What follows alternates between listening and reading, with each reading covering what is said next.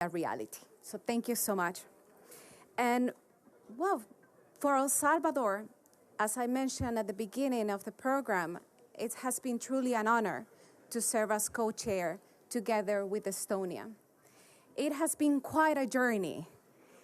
It's not easy to organize something for the first time, but it has been something at the same time really fascinating to be able to engage with a variety of stakeholders, as we saw here today, and also with many member states that were eager to finally have a say in artificial intelligence governance.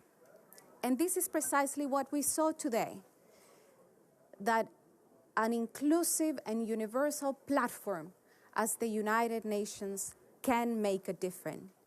And it matters. It matters, I will say, more than ever, with that San Francisco spirit that you say. But it's not only member states. Just before we left, we were listening also to a variety of stakeholders that were also wanted to take the floor. And we are definitely so much encouraged by their enthusiasm and their support.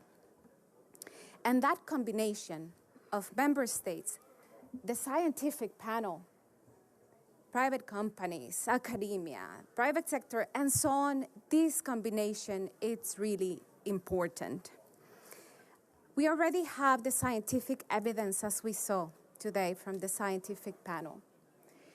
And also it's really encouraging that this is just the first global dialogue, and we will see in New York the second iteration of this global dialogue. So rest assured that the work will continue, and I really hope, and I'm pretty sure that it will be with the same universal approach and inclusive spirit as we have worked so far. Thank you once again, and continue supporting the global dialogue and continue supporting the UN in AI governance.